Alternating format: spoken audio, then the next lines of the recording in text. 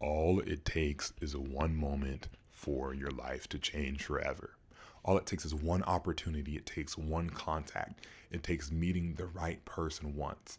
If you're looking for your Pookie, all it takes is one person. You only have to meet one person to find your husband or your wife. Yeah, you might, make some attempts. You might go on some dates, but all it takes is for one to go correctly.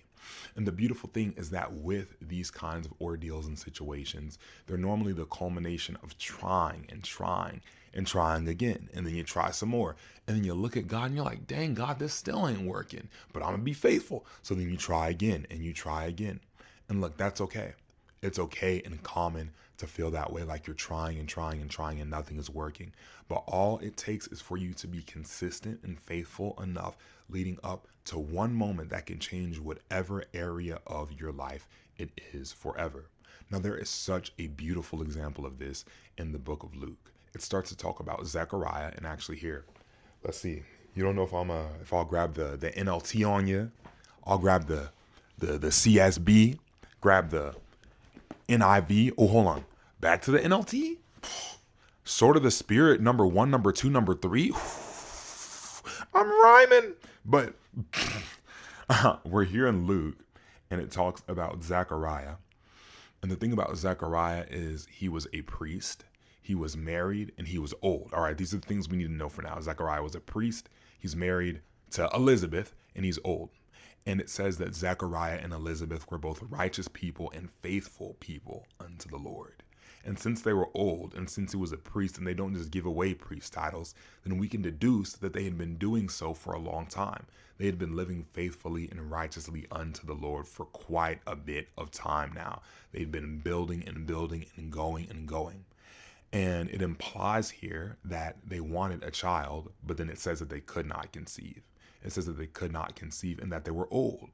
And in this culture, it was considered the highest honor for a lady to be able to have a child. And so if you couldn't have a child like Zechariah and Elizabeth, then it was considered a shame or disgrace upon you.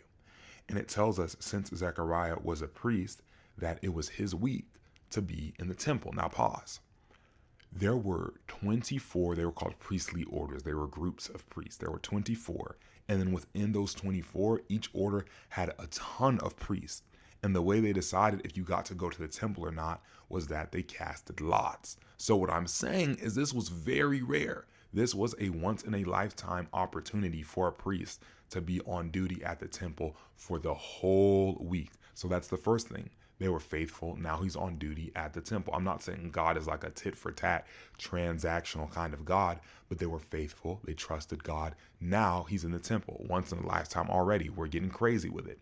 Then it says all kinds of things were happening, that people were praying outside of the temple, that Zechariah was praying inside of the temple, and an angel showed up. Boom.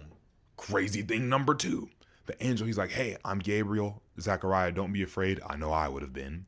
He says, your prayers have been heard, and that you all will birth a child, and you are to name him John. And John means that the Lord has shown favor. Now, the thing about it is that the Lord has shown favor to Zechariah and to Elizabeth, even in their waiting, in their trials, and their being righteous for all of this time. He has shown them favor by blessing them with a kid. And then John would go on to be a very powerful prophet. He'd go on to be known as John the Baptist, right? We're talking about John the Baptist.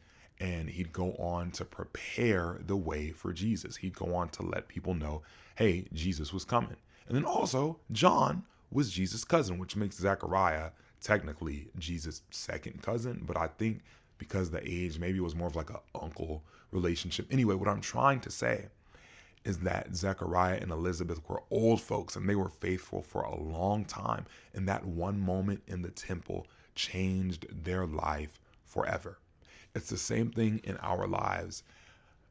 Regardless of what it is that we may be doing, don't grow weary, don't grow disheartened. Keep being faithful, keep trying, keep going for it, even if it hurts, even if you low-key look terrible doing it and you're like, man, I look so stupid right now. Now represent yourself well. Don't mishear what I'm saying, but keep going, keep trying, keep being faithful unto the Lord. and you will see that he will bless you so immensely. Because the beautiful thing is, if we look at how old Zechariah and Elizabeth were, and we look at John being birthed and then Jesus being birthed after that, there's this long lineage of people building up to this. And then when Zechariah and Elizabeth came to be, then they were old and they had all these years. So through your faithfulness and through the things you are doing, through your trying and through your consistency, it may feel like you're taking all this time doing things that amount to nothing, but God is using that time to set your stage for you. He just has the curtains wrapped, right?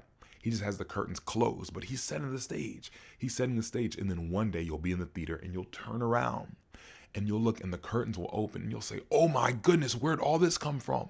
But by you being faithful and listening to God, and I don't want to say allowing, because it's not like we allow God to or to not do things because he's so powerful, but by you sitting back and you let God do his job and you try not to take it upon you, then God will set that stage for you with the curtains closed. You'll turn around in the theater and the curtains will open.